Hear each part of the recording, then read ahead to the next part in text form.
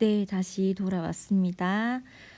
우리가 지난 시간에는 물질 대사의 두 가지 종류에 대해서 공부해봤고, 효소가 활성화 에너지를 낮춤으로 인해서 물질 대사의 속도를 촉진시키는 원리를 배워봤었습니다. 자, 그런데 아까 우리 봤던 이 그래프에서 이 그래프는 우리가 배운 걸로 미루어 봤을 때 반응물과 생성물의 에너지의 크기가 생성물이 더 작기 때문에 발열 반응이라고 볼 수가 있겠죠. 이화작용에 해당되는 발열 반응입니다. 자, 그래서 이거와 반대되는 흡열 반응의 그래프는 여러분이 다 알 거라고 생각하고 선생님이 그냥 넘어가려고 했는데 혹시나 해서 한 번만 언급을 해보도록 하겠습니다. 자, 만약에 흡열 반응이라면 그래프가 어떻게 될까요? 자, 이렇게 되고 X축은 반응의 진행 그대로고 Y축은 에너지 이렇다고 했을 때 흡열 반응은 반응물의 에너지가 생성물의 에너지보다 더 작은 경우잖아요. 그래서 반응물의 에너지가 여기 있다면 생성물은 그보다 위인 여기로 이렇게 갈 겁니다. 그렇죠? 그러면은 지금 반응물에서 생성물로 되는 과정에서 만약에 이 정도의 에너지 장벽이 있다고 가정을 한다면 여기서는 활성화 에너지의 크기가 어떻게 되겠습니까? 자, 이렇게 해서 활성화 에너지의 크기는 이렇게 되겠다. 그쵸? 그러니까 반응물에서 가장 최대 에너지 크기까지가 활성화 에너지가 되는 거예요. 맞습니까? 그런데 만약에 이제 효소가 있다 했을 때 이런 식으로 낮추어진다면 활성화 에너지의 크기가 이만큼으로 이제 주는 거죠. 이만큼으로. 맞습니까? 그래서 똑같은 원리예요. 똑같은 원리인데 반응물과 생성물의 에너지 차이만 다를 뿐 활성화 에너지를 구하는 방법이라든지 그 다음에 얼마만큼의 효소가 작용했을 때 얼마만큼의 에너지가 낮추어지는지 그런 것들을 판단할 때 있어서는 발열 반응이든 흡열 반응이든 똑같게 생각을 해주시면 돼요. 그래서 지금 방금 선생님이 그린 이 그래프는 흡열 반응의 그래프고요. 동화 작용이 되겠습니다. 그렇죠. 자, 그러면 이제 우리 교과서에 있는 효소의 작용을 알아보기 위한 실험 과정으로 넘어가 볼 건데요. 150페이지가 되겠습니다. 여러분들 150페이지 참고해 주시고요. 이 실험을 어떤 식으로 진행하는지부터 한번 살펴보겠습니다. 카탈레이스. 자, 카탈레이스라고 하는 효소의 한 종류예요. 효소. 자, 카탈레이스는 효소인데 카탈레이스는 과산화수소의 분해에 어떤 영향을 주며 카탈레이스와 같은 효소는 생명 현상에 어떤 기능을 하는 것일까라고 이야기했는데요. 지금 이 실험을 사실은 먼저 카탈레이스의 작용을 유추해내는 실험이긴 하지만 먼저 여러분들이 카탈레이스가 어떤 식으로 작용하는지를 알고 있으면 훨씬 이 실험을 이해하는 데 있어서 도움이 될 것 같아서 선생님이 미리 이야기를 해주겠습니다. 카탈레이스의 작용은 어떤 식으로 하는지. 카탈레이스라고 하는 효소는 일단은 과산화수소는 H2O2가 되겠죠. 이 과산화수소를 물과 산소로 분해시키는 효소예요. 이때 작용하는 효소가 카탈레이스다. 되겠습니까? 근데 이 화학식에서 숫자가 안 맞으니까 이제 숫자를 맞춰주면 이 앞에 2가 이렇게 들어오면 될 것 같고 그러면은 지금 H가 4개니까 여기 2 이렇게 되면은 숫자가 맞겠죠. O도 4개니까. 그래서 이렇게 분자의 숫자까지 맞춰주면 이게 카탈레이스의 분해 반응식이 되겠습니다. 자, 그러면 카탈레이스가 작용하는 반응식. 자, 그러면 이거를 아는 상태로 실험에 한번 들어가 보도록 하겠습니다. 자, 먼저 시험관 A와 B가 있어요. 시험관 아이고, 색깔을 바꿔볼게요. 시험관 A와 B가 있는데 여기에 과산화수소수, 그러니까 과산화수소수는 카탈레이스에 반응을 하는 반응물이 되겠죠. 과산화수소수를 3ml씩 넣고요. 2번, 시험관 A에는 간 조각을 넣지 않고, 자 여기서 간이라고 해놨죠. 생간. 자 이런 거는 뭐 어떤 동물의 생간이나 뭐 이런 걸 사용하면 됩니다. 그래서 뭐 사람의 간을 사용할 수는 없으니까 주로 이제 과학사나 이런 데서 생간을 구해보면, 우리들만 뭐 순대 먹을 때 간 먹듯이 그렇게 간은 구할 수가 있거든요. 그런데 지금 여기서는 익힌 간이 아니라 생간이어야 돼요. 생간. 자, 생간 조각을 넣지 않고 그 다음에 B에는 간 조각을 넣은 후에 시험관에서 기포가 발생하는지 관찰한다. 자, 참고로 이야기하자면 생간 조각 안에는 카탈레이스가 들어있어요. 카탈레이스 효소가 생간에 많이 존재를 하고 있거든요. 그래서 생간을 실험 재료로 쓴 거고, 즉 생간 조각을 넣었다는 얘기는 카탈레이스를 넣었다는 얘기가 되겠죠. 그래서 B에는 지금 카탈레이스를 넣었고 A에는 넣지 않았다는 얘기입니다.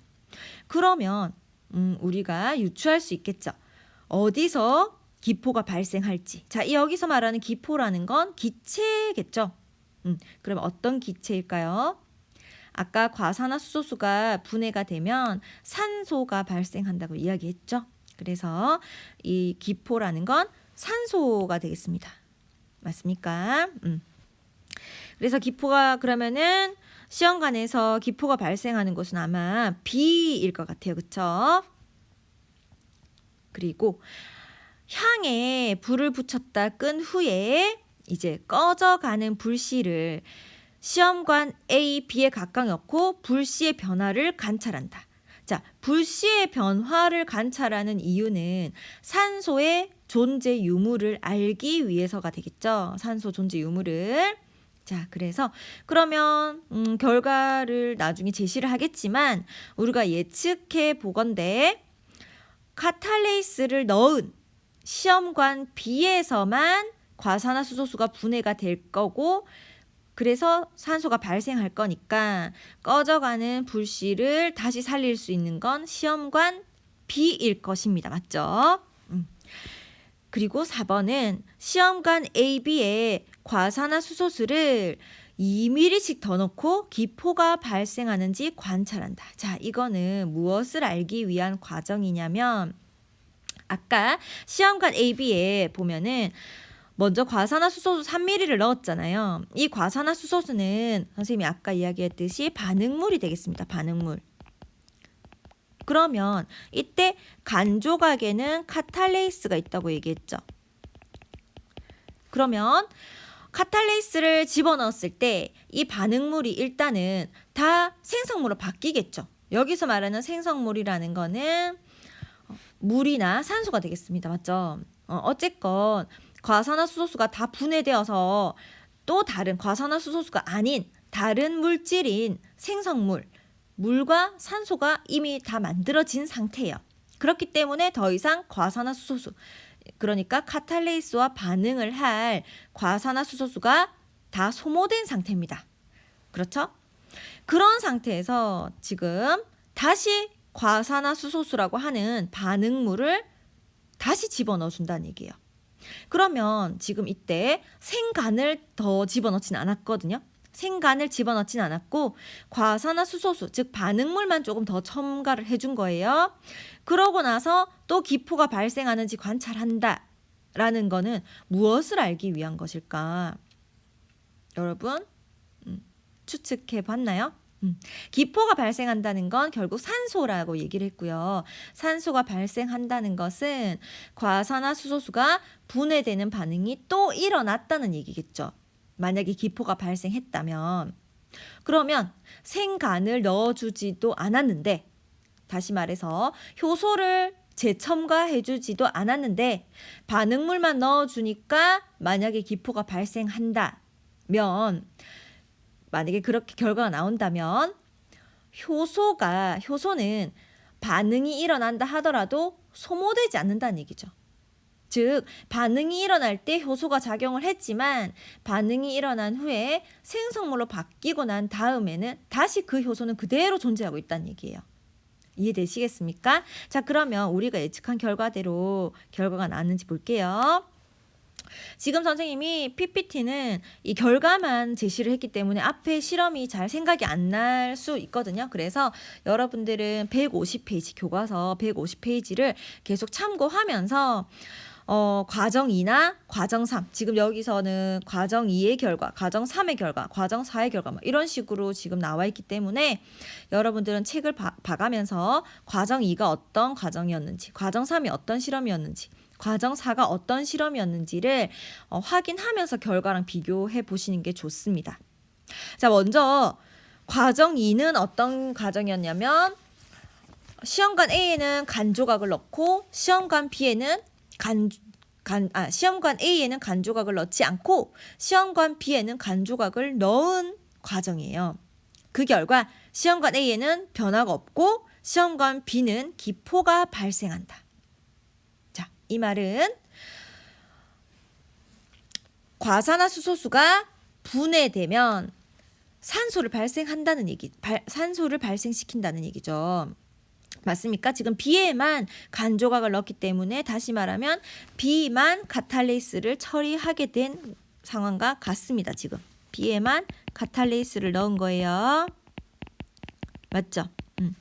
그러니까 지금 카탈레이스가 없는 A에는 과산화수소수가 분해되지 않았고 시험관 B에서만 기포가 발생했다. 즉 과산화수소수가 분해되었다. 즉 카탈레이스는 과산화수소수를 분해해서 산소를 발생시킨다는 걸 알 수가 있는 거죠.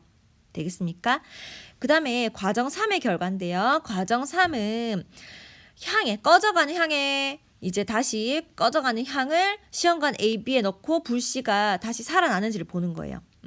그 결과 당연히 시험관 A는 산소가 없으니까 변화가 없을 것이고 시험관 B에는 불씨가 살아나서 다시 밝게 잘 타는 결과가 나오는 거죠. 산소가 있기 때문에.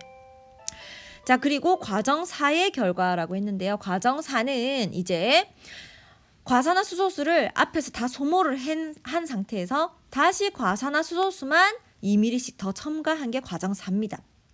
이때 중요하게 우리가 생각해야 할 포인트는 생간을 더 넣지는 않았어. 즉 카탈레이스를 더 집어넣지는 않았는데 반응물만 집어넣어 주니까 다시 동일한 이 효소의 반응이 일어났어요. 기포가 다시 발생했단 말이에요. 맞죠? 그렇다는 것은 효소는 반응이 일어난다 하더라도 소모되지 않는다. 즉 효소는 다시 재사용이 가능하다. 라는 것을 알 수가 있는 결과가 되겠습니다. 되겠습니까? 그리고 참고라고 선생님이 써놨는데 문제지들을 풀다 보면 이러한 실험이 이제 아마 많이 나올 텐데요. 이 실험을 할 때 생간 대신에 감자를 넣는 실험이 제시되는 문제집도 있어요. 자, 그럴 때 여러분들 당황하지 않고 감자에도 카탈레이스가 굉장히 풍부하게 들어있는 식품입니다. 그래서 감자 조각을 넣었을 때도 생간을 넣은 거랑 똑같은 경우라고 여러분들이 생각을 해주시면 될 것 같아요. 그렇게 생각하고 반응 결과를 예측하고 문제를 풀어주시면 됩니다. 자, 그러면 하나하나 선생님이 정리를 했지만 같이 또 글로 한번 정리를 해볼게요. 자, 과정 2에서 발생한 기포는 무엇인가? 그렇게 판단한 근거를 설명해보자. 기포는 산소다. 왜냐하면 아까 기포에 불씨를 갖다 댔을 때 시험관 B의 경우 기포가 발생했는데 여기 불씨를 갖다 대니까 불씨가 밝게 잘 탔단 말이에요. 그렇죠? 그래서 산소가 있다는 걸 알 수 있다. 그다음에 3번 위 실험 결과에서 알 수 있는 카탈레이스의 작용은 자, 기포를 발생시켰고 그러니까 생간을 넣은 즉 카탈레이스를 넣은 경우에 과산화수소수가 들어있었고요. 생간을 첨가하게 되면 기포가 발생했고 그 기포에 꺼져가는 불씨를 넣었을 때 밝게 잘 타는 걸로 봐서 산소를 발생시킨다는 걸 알 수가 있죠. 그래서 과산화수소 실제 과학적인 이론으로는 과산화수소수는 분해되어서 물과 산소를 발생시킨다는 게 맞는 이론이지만 지금 이 실험만으로는 물이 발생한다는 걸 알아내는 결과는 없잖아요. 그래서 지금 이 실험 결과로만 알 수 있는 사실은 카탈레이스는 과산화수소수를 분해해서 산소를 발생시킨다 하는 거를 알 수 있다. 되겠습니까? 자, 여러분들 꺼져가는 불씨를 막 다시 살리는 이러한 기체가 산소라는 거, 이런 거는 중학교 때 여러분들이 배운 내용이라서 선생님이 당연스럽게 그냥 설명을 하고 넘어가는 거예요. 그 다음에 4번 과정 4의 결과에서 알 수 있는 효소의 특성. 자, 과정 4는 아까 어땠습니까? 일단 지금 과산화수소수라고 하는 반응물이 다 소모된 상태에서 그리고 효소가 그때 작용을 했고요. 그런 상태에서 이제 다시 효소는 집어넣지 않았고 반응물만 집어넣어 주니까 그대로 효소의 반응이 또 일어났어. 이걸로 봤을 때 카탈레이스는 소모되지 않고 남아있다가 다시 사용된다는 거를 알 수 있다고 했었죠. 왜냐하면 우리가 4번 과정에서 카탈레이스를 더 넣어주는 과정이 없었음에도 불구하고 카탈레이스의 작용이 일어났으니까. 맞습니까? 그래서 과정 4의 결과에서 알 수 있는 효소의 특성은 효소는 반응 과정에서 분해되거나 변하지 않는다라는 것을 알 수 있죠. 다시 반응을 촉매할 수 있다 하는 것을 알 수가 있는 거예요. 과정 4에서는. 되겠죠? 그 다음에 5번. 과산화수소는 생명체에서 세포막과 유전물질을 손상시킬 수 있다. 만약에 그래서 과산화수소수를 우리가 실험에서 다루다가 만약에 손에 묻거나 하면 빨리 씻어야 돼요. 그게 이제 세포막을 파괴시킬 수 있기 때문에. 그래서 만약에 생명체에 카탈레이스가 없다면 그러면은 이 카탈레이스라고 하는 거 우리 몸 안에서 자연스럽게 존재하고 있는 효소인데 우리 몸 안에서 만약에 카탈레이스가 어떤 물질 대사 과정에서 카탈레이스가 만들어졌을 때 죄송합니다. 물질 대사 과정에서 과산화수소가 만들어졌을 때 우리 몸에 존재하고 있는 카탈레이스에 의해서 자연스럽게 분해되는 반응이 일어나고 있거든요. 그런데 만약에 생명체에 카탈레이스가 없다면 어떤 영향을 받을지 토의해보자라는 얘기예요. 과산화수소가 아예 안 만들어질 수는 없어요. 왜냐하면 우리 몸에서 일어나는 다양한 물질 대사 과정에서 아주 필연적으로 과산화수소수는 생성이 되는 물질이거든요. 그런데 카탈레이스가 있기 때문에 우리 이 세포가 손상받지 않고 있는 거예요. 그런데 만약에 카탈레이스가 없다면 어떻게 될지 이야기해 보자는 거예요. 당연히 그러면은 카탈레이스가 없다면 세포가 손상될 것이고, 그쵸? 그 다음에 유전 정보가 정상적으로 전달되지 않을 거다. 그래서 아주 생명에 위협을 받을 것이다. 뭐 이거는 누구나 예측할 수 있겠죠, 당연히. 그래서 이렇게 한번 보시면 될 것 같고, 자, 우리 교과서에는 질문이 5번까지만 나와 있었는데 선생님이 추가 질문을 넣었습니다. 이건 뭐냐면 만약에 과정 2에서, 자, 과정 2는 생간 조각을 넣은 거예요. A에는 생간 조각을 넣지 않고 B에는 생간 조각을 넣었어요. 만약에 근데 과정 2에서 시험관에 B에도 간을 넣긴 넣는데 생간 대신에 익힌 간을 넣으면 어떤 결과가 나올까? 그렇게 판단한 근거를 설명해보자라고 했는데요. 지금 효소의 특성에 대해서 아직 배우지 않은 상태에서 먼저 질문부터 해서 여러분들이 조금 당황할 수도 있는데 나중에도 나오겠지만 효소의 주성분을 아셔야 됩니다. 여기에 답을 하기 위해서는. 자, 효소는 주성분이 바로 단백질이에요. 단백질. 자, 단백질은 어떠한 특성을 가지냐면 높은 열을 가했을 때 변성이 되게 돼요. 즉 기능을 잃어버리게 됩니다. 완전히 다른 물질이 되어버려요. 열을 가하게 되면. 그 대표적인 예로 여러분들 단백질 덩어리인 고기를 한번 생각해 봐봐요. 고기. 우리가 생고기일 때 모습과 고기를 익혔을 때의 모습이 확연히 다르죠. 고기는 주성분이 단백질이죠.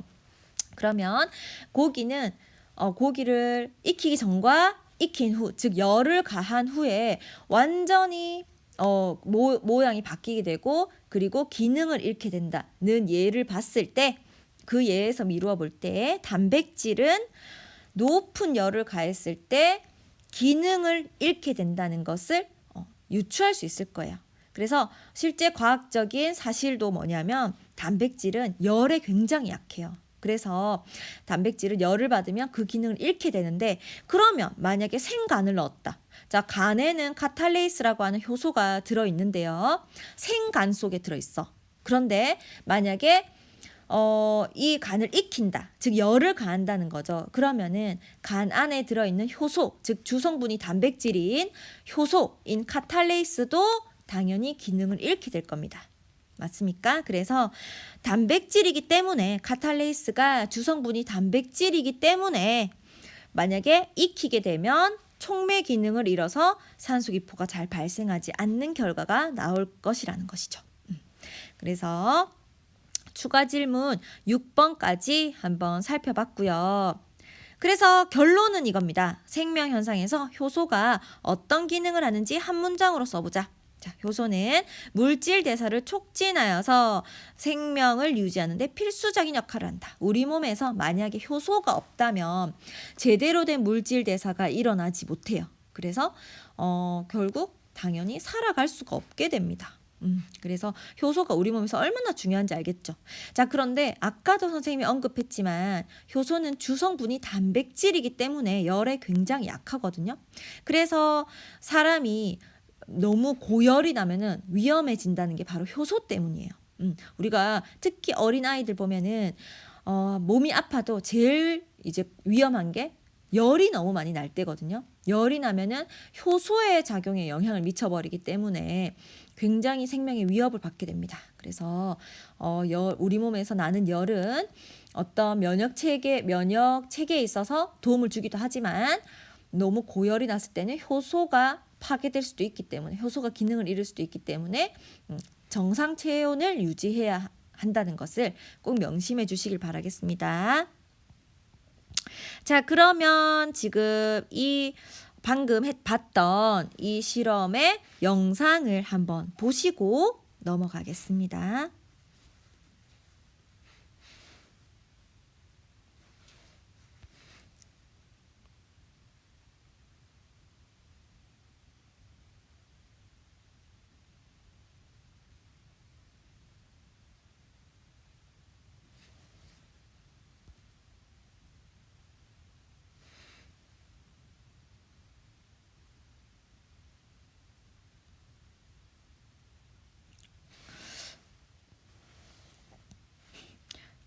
자, 여러분 영상이 제대로 재생이 안 되네요. 왜죠?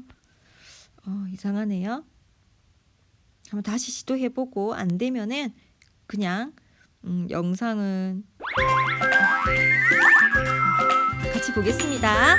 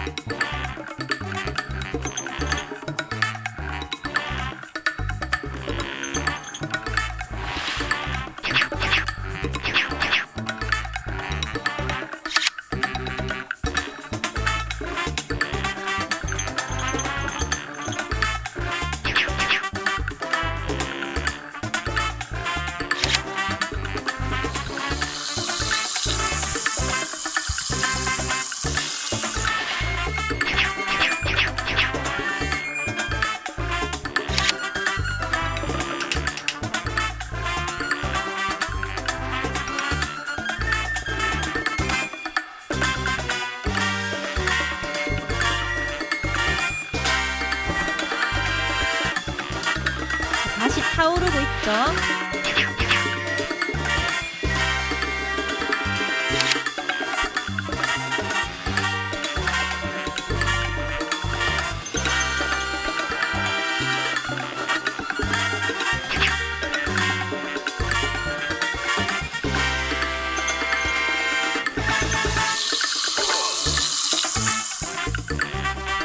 굉장히 기포가 많이 발생하고 있네요.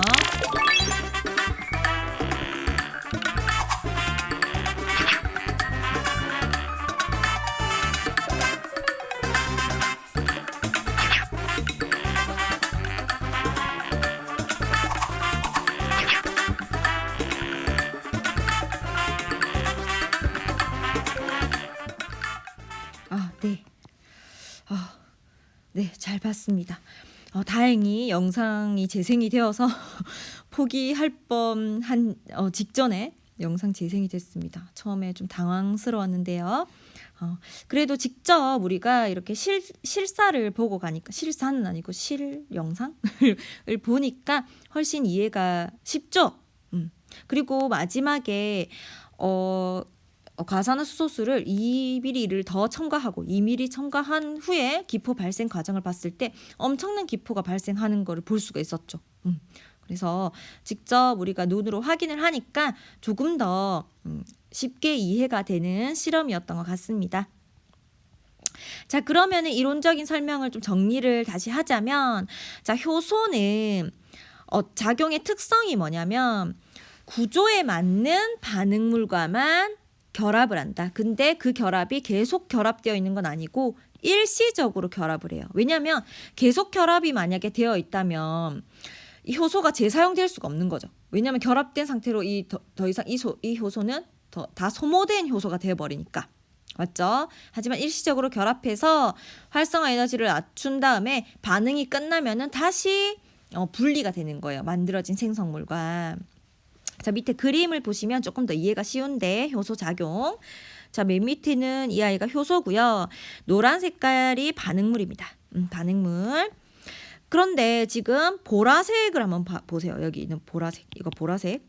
지금 보라색은 효소에 있어서 이 모양, 지금 선생님이 초록색으로 표시를 하겠습니다. 지금 여기 있는 이 구조와 들어맞지를 않죠. 보라색 같은 경우는. 하지만 반응물은 잘 들어맞는 구조를 가지고 있어요. 즉 우리 몸에 있는 효소도 종류가 굉장히 많거든요. 그래서 아무 효소나, 그러니까 모든 효소가 뭐 아무 반응물이나 결합을 하는 건 아니고 특정한 물질에 결합을 하는 효소가 정해져 있습니다. 그래서 그러면은 특정 물질에 결합하는 효소는 어떻게 결정되느냐? 지금 여기 보이는 것처럼 효소의 구조와 딱 들어맞는 반응물과만 결합을 할 수가 있는 거예요. 그래서 지금 첫 번째 그림은 그걸 설명한 그림이고요. 즉 보라색처럼 이 효소에 들어맞지 않는 물질은 결합을 못하고, 지금 여기 보이는 노란색 반응물처럼 모양이 들어맞으면 결합할 수 있다 하는 걸 보여주고 있고요. 두 번째 그림을 보면은 반응물과 효소가 이제 완전히 둘이 결합을 한 상태예요. 이렇게 결합을 하고 나면 반응물이 이제 세 번째 그림, 생성물로 바뀌었죠. 자, 지금 색깔을 보시면 반응물은 노란색이고 모양도 지금 이런 도너츠 형태의 이런 식으로 생겼잖아요. 그런데 생성물이 되고 나니까 모양 자체가 완전히 바뀌었고 색깔도 바뀌었죠. 즉 반응물과 생성물은 완전히 다른 물질이라는 얘기예요. 그래서 생성물이 되고 나면 더 이상 효소와 모양이 들어맞지 않기 때문에 이렇게 분리가 되어버리는 거예요. 효소와. 자, 그래서 반응물은 효소랑 결합했다가 생성물이 다 되고 나면 이 생성물은 다시 효소와 분리가 되니까 효소는 다시 재사용이 가능한 거예요. 계속 생성물이랑 딱 결합된 상태로 유지되고 있다면 이제 어느 정도 효소가 다 소모되고 나면 더 이상 쓸 수가 없는 거죠. 하지만 이렇게 생성물과 효소가 다 분리가 일어날 수 있기 때문에 효소는 계속해서 재사용이 가능한 것입니다. 그리고 반응 전후의 효소는 모양의 변화가 없고요. 그래서 한 가지 다음 특징을 설명하자면 효소는 반응 전후에 변하지가 않고요. 재사용이 가능하다라는 특징을 가지고 있습니다. 자, 그러면 효소가 관여하는 생명 현상의 예는 어떤 것들이 있을까? 우리 교과서에 이 예가 몇 가지 나와 있어서 선생님이 한번 소개를 해보고자 합니다. 먼저 여러분들이 잘 알고 있는 소화 과정에서 효소가 작용하게 되죠. 소화효소. 맞습니까? 소화효소에 의해서 음식물들이 분해가 일어나게 되죠. 화학적인 소화가 일어납니다. 지금 여러분들 조금 놀라셨을 수도 있는데 지금 밑에 보이는 이 그림, 굉장히 복잡한 이 그림 외우지 않아도 됩니다. 그냥 이런 게 있구나 눈으로 확인하라고 선생님이 넣어놓은 그림이고요. 효소가 관여하는 예의 소화작용이 있다는 거, 예만 기억을 해주시면 됩니다. 그 다음에 또 다른 예로, 효소의 작용의 또 다른 예로 혈액응고라는 게 있어요. 즉 우리가 피가 나면 계속해서 피가 나진 않고 지혈이 되잖아요. 지혈. 그거를 혈액이 응고되었다라고 표현을 하는데 혈액 응고에 관여하는 혈구 성분이 혈소판인 건 알고 있는데 어떤 식으로 작용해서 응고를 시키는지까지는 중학교 과정에서 배우지 않는 것 같습니다. 맞죠? 그래서 고등학교 과정도 그렇게 깊이 배우진 않는데 간단히 얘기하자면 만약에 상처가 나면 이 혈소판이 그러니까 혈소판이 이렇게 파괴가 돼요. 파괴가 되면서 혈소판으로부터 혈액을 응고시키는 효소가 분비되게 돼요. 그 효소에 의해서 혈액이 응고된다라고만 그 정도만 여러분들이 이해해 주시면 될 것 같습니다. 세 번째 예에는 어떤 것이 있느냐? 몸의 구성 성분을 합성하는 기능, 즉 합성 효소들입니다. 합성 효소들. 즉 우리 몸에 있는 근육이나 뼈 이런 것들도 합성이 될 때 그냥 만들어지진 않고요. 합성 효소의 작용을 받아서 합성이 된다 하는 걸 기억해 주시면 좋겠습니다. 그리고 해독 작용에도 효소가 관여하게 되는데 아까 봤던 과산화수소처럼 그것도 일종의 이제 좀 몸에 있는 세포를 파괴시키는 물질이잖아요. 그래서 그러한 독성 물질들을 분해하거나 혹은 독성이 약한 물질로 변화시키는 이러한 물질 대사 과정에도 바로 효소가 관여하게 된다는 거. 자, 그래서 지금 우리 생활에서 생명 현상에서 효소가 관여하는 예가 4가지 나왔는데요. 첫 번째 소화, 두 번째 혈액 응고, 세 번째 몸의 구성 성분 합성, 네 번째 해독 작용. 까지 예시로 나와 있습니다. 그래서 효소의 특성을 다시 한번 이제 정리를 해보면 효소의 주성분은 단백질이다. 아까 선생님이 설명했었죠. 효소의 주성분은 단백질이다. 그렇기 때문에 효소는 높은 온도에서 성질이 변한다. 즉 기능을 잃어버린다. 높은 온도에서는 기능을 잃는다. 맞죠? 단백질이기 때문에 효소의 주성분이 때문에 그런 겁니다. 그 다음에 효소는 생명체의 체온과 세포의 환경이 일정하게 유지되어 효소가 원활하게 작용해야만 생명 활동을 유지할 수 있다. 이건 너무 당연한 이야기라서 한번 읽고 넘어가 보도록 하겠습니다. 자, 그러면은 확인 내용 한번 보시죠. 생명체 안에서 물질 대사는 끊임없이 일어나지만 반응에 관여하는 효소의 양은 그다지 많지 않다. 그 까닭을 간단히 설명하시오. 자, 이거 지금 주황색이 안 보였으면 너무 좋았는데 여러분들이 뭔가 막 추측을 할 수가 있으니까, 그러니까 배운 내용을 바탕으로 유추를 할 수가 있으니까 굉장히 좋은 질문인데 지금 이게 답이 다 나와 있어가지고 좀 안타깝네요. 자, 생명체 안에서 물질 대사는 굉장히 많아요. 그런데 이 물질 대사의 종류보다 효소의 양이 더 적어요. 이렇게 될 수 있는 이유가 뭐죠? 그렇죠. 효소는 재사용될 수 있기 때문에 그런 거죠. 효소는 재사용이 가능하기 때문에 이런 일이 발생할 수가 있는 겁니다. 자, 그러면은 마지막으로 정리를 해보면 효소와 우리 생활. 자, 우리 생활에 효소가 얼마나 밀접하게 연관이 되어 있는지, 우리 생활에 얼마나 밀접하게 이렇게 깊숙이 들어와 있는지 한번 볼게요. 일단 효소는 발효식품을 만드는데 이용된다. 빵이나 된장 이런 것들을 만드는데도 효소가 사용이 되고요. 그 다음에 섬유의 가공이나 의약품, 그 다음에 화학제품 이런 생산 같은 데도 효소가 쓰이게 된대요. 또 그러면은 이제 조금 더 구체적인 예들을 한번 보죠. 효소는 일상생활과 산업에서 어떻게 이용되고 있는지 한번 예들을 보고 끝내도록 하겠습니다. 자, 사실은 이게 이렇게 빠르게 끝낼 내용은 아니고요. 모둠을 구성해서 여러분들이 직접 조사하고 발표하는 활동 과정으로 지금 이게 나와 있는 건데 지금 우리가 온라인 수업이기도 하고 또 코로나 때문에 모둠 활동을 좀 지양하고 있는 추세라서 그냥 이렇게 가는 거예요. 여러분들이 실제 모둠 활동도 하고 발표하고 이러면 훨씬 의미 있는 활동이 될 것 같기는 한데 어쩔 수 없이 그냥 선생님이 제시하는 수준으로 해보고 가겠습니다. 자, 뭐냐면 모둠을 구성한 다음에 일상생활에서 음식을 만들거나 혹은 산업 현장에서 식품, 의약품, 생활용품 등을 만들 때 효소가 이용되는 사례를 조사해보자라고 얘기했거든요. 그래서 몇 가지 효소의 사례를 이야기해보자면 일상생활에서 효소가 이용되는 예는 여러분들 지금 여기 나오는 거는 너무 쉬우니까 내용이 이런 게 있구나 하고 다 이해를 해주시고 넘어가면 될 것 같아요. 이런 게 다 효소구나. 이렇게 기억을 하시면 될 것 같아요. 이거는 여러분도 잘 알 거예요. 고기 먹을 때 뭐 파인애플이나 키위 이런 거 같이 먹으면 좋다고 그러잖아요. 왜냐하면 그 안에 이런 단백질 분해 효소가 들어있기 때문에 고기의 소화를 촉진시키는 거예요.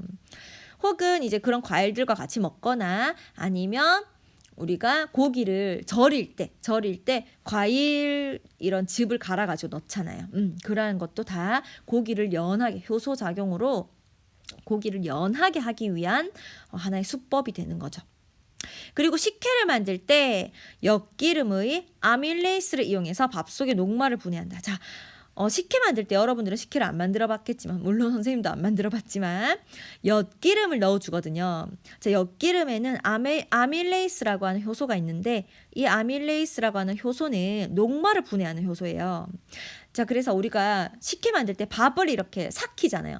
그러면은 그리고 식혜를 먹어보면 달달하죠. 그 이유는 밥 속에 있는 녹말이 분해되어서 아주 작은 입자의 당이 되기 때문에 그런 거거든요. 그러면은 그러한 단맛을 만들어내기 위해서는 엿기름을 넣어줘서 아밀레이스가 작용하도록 이렇게 해줘야 된다는 얘기예요. 이거를 생활 속에서 우리가 사용을 하고 있는 거예요. 이런 효소의 작용을. 혹은 돼지고기 먹을 때 새우젓이랑 같이 먹으라는 얘기 들어봤었죠. 새우젓에도 단백질 분해 요소랑 지방 분해 요소가 들어있기 때문에 우리가 고기를 먹을 때 같이 먹으면 훨씬 소화가 잘 되는 거예요. 그리고 식품 산업에서 효소가 이용되는 예는 일단 치즈를 만들 때는 우리가 우유를 응고시키는 게 치즈잖아요. 그렇게 응고가 잘 되게 하기 위해서 이런 응유 효소, 우유를 응고시키는 효소를 첨가하기도 한대요. 치즈 만들 때. 또는 아까 이야기한 것처럼 고기를 연하게 하기 위해서 단백질 분해 요소가 있는 고기 연화제를 넣는다던가 아니면은 과즙 음료수에 펙틴 분해 요소를 넣어서 과즙을 투명하게 만든다. 즉 과즙에는 우리 섬유질이 굉장히 많잖아요. 섬유질도 그렇고 펙틴이라는 거는 식물에 있는 아주 이제 조금 단단한 물질들이에요. 그러면 과즙이 식물이기 때문에 과일이 식물이니까 조금 이런 뭐 건더기 정도는 아니겠지만 그래도 조금씩 이제 완전히 이렇게 투명한 액체가 아닌 조금 이런 침전물이 생긴다는 얘기예요. 그래서 그거를 막기 위해서 펙틴 분해 요소를 넣어준다 하는 거를 지금 효소 이용의 예로 제시하고 있는 겁니다. 또는 의약품 산업에서 효소가 이용되는 예도 나와 있는데요. 소화제 같은 경우는 아밀레이스와 단백질 분해 요소가 들어있어서 어떤 음식물을 잘 소화되게끔 만들어주는 역할을 하고요. 그 다음에 혈당 측정기라고 하는 기계가 있는데 그 끝에는 포도당의 산화 효소가 있어서 우리 혈당 측정기에 혈액을 딱 묻히면 이 우리 혈액에는 포도당이 들어있잖아요. 그래서 포도당이 산화하면서 전류가 발생하고 이 전류 세기로 혈당을 측정하는 굉장히 과학적인 원리가 들어있죠. 혈당 측정기 안에도. 그 다음에 혈전 해제, 즉 혈전이라는 거는 우리 피 속에 생기는 약간 이 단단한 물질들입니다. 우리 지금 혈관 속에 이렇게 뭔가 뭐라 해야 되지? 이런 입자들이 생기면 결국 혈관이 막힌다라고 표현하죠. 혈액의 운반이 원활하게 일어나지 않아서 굉장히 위험한 어떤 이런 병들, 합병증과 함께 병들을 일으키게 돼요. 그래서 혈전을 분해시키는 효소를 혈액순환제로 사용을 하기도 한답니다. 그래서 이러한 예들이 있구나. 우리 일상생활 속에서는 우리가 생각하던 것보다 훨씬 효소를 사용하고 있는 예가 많이 있었네요. 그렇죠? 또 있습니다. 그래서 지금 4번 같은 경우 생활용품 산업에서 효소가 이용되는 예. 자, 이런 거는 여러분들이 한번 읽어보시면 되겠습니다. 선생님이 일일이 읽어보진 않을게요. 네, 이런 게 있네요. 여러분들도 눈으로 같이 읽어주시길 바라겠습니다. 자, 그러면 이제 이렇게 다 여러분들이 사실 조사를 했어야 되는 내용이거든요. 지금 이런 내용들이. 그래서 실제 우리 교과서에 제시된 활동 방법은 이런 식으로 모든별로 다 조사를 해서 이 중에 하나를 선택해서 이 효소의 작용을 잘 드러내게끔 광고지를 만드는 활동이었어요. 하지만 우리가 아쉽게도 활동까지는 하지 못했고요. 여러분들이 실제 조사를 통해서 알아냈어야 되는 이러한 내용들에 대해서 소개를 해봤습니다. 자, 그러면 마지막으로 일상생활과 산업에서 효소가 어떻게 이용되고 있는지, 자, 이거는 어차피 우리 생활과 밀접한 연관이 있는 영상이라서 한번 시청을 해보고 가겠습니다. 제발 영상이 빨리 재생되기를 바라면서 볼게요.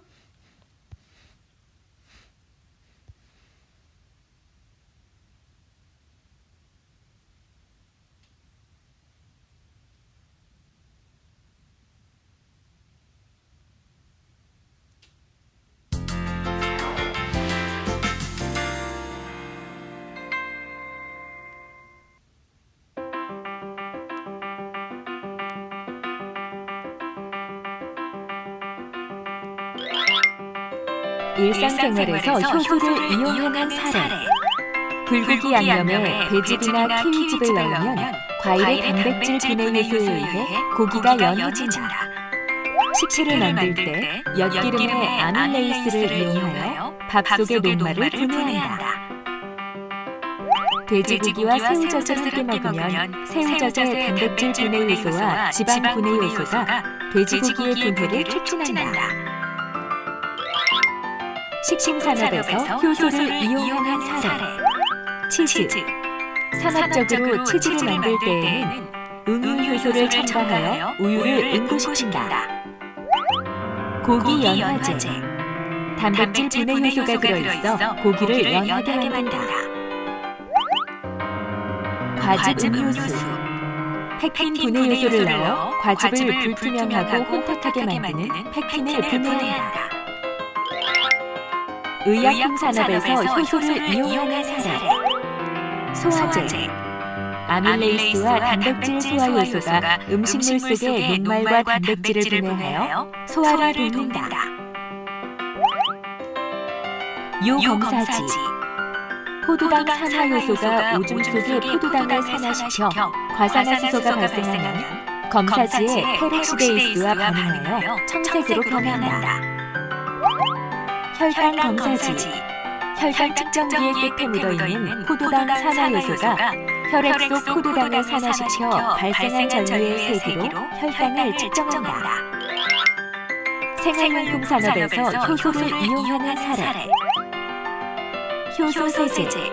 단백질 분해 요소와 지방 분해 요소를 첨가하여 때를 효율적으로 제거한다. 청바지 탈색. 셀룰로이스로 섬유소를 분해하여 색이 흐리고 해진 느낌의 청바지를 만든다. 효소 치약. 탄수화물 분해 요소가 들어있어 치아에 붙어있는 탄수화물을 분해한다. 효소 화장품. 피부의 각질층을 제거하는 단백질 분해 요소 파파인 또는 브로멜라인이 들어있다.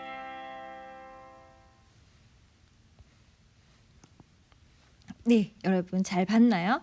선생님이 말로만 설명했던 내용들인데 제가 영상을 통해서 직접 이제 보니까 훨씬 이해가 잘 됐던 것 같습니다. 맞죠? 자, 그러면 마지막 정리, 개념 정리 한번 해볼게요. 지금 여기 물질 대사라고 하는 답이 조금 위치가 잘못됐는데, 생명체에서 일어나는 화학 반응, 모든 화학 반응을 뭐라고 얘기한다? 그렇죠, 물질 대사라고 이야기합니다. 그래서 생명체는 물질 대사를 통해서 물질을 분해하거나 합성하여 생명 시스템을 유지한다. 그리고 효소는 생체 촉매이고요. 효소는 뭐를 낮추어서, 그렇죠, 활성화 에너지를 낮추어서 화학 반응을 촉진하고요. 효소는 특정 반응물과만 결합을 합니다. 그렇죠, 모양이 딱 들어맞는 특정 반응물과만 결합을 하고요. 반응 과정에서 변하지 않는 특성을 가지고 있습니다. 그래서 재사용이 가능하다. 됐죠? 그리고 생성물과도 분리가 일어나기 때문에 재사용이 가능하다. 라는 특징을 같이 공부했었습니다. 자, 그래서 긴 시간 동안 여러분들 잘 들어줬는데요. 지금 몇 분 동안 녹화가 됐는지 모르겠지만 조금 체감하기에 좀 길지 않았나라는 생각이 들면서 여러분들의 여론이 떠나갈까 좀 두렵긴 하지만 선생님이 열심히 노력해서 수업을 했으니까 잘 들어주셨으리라고 믿습니다.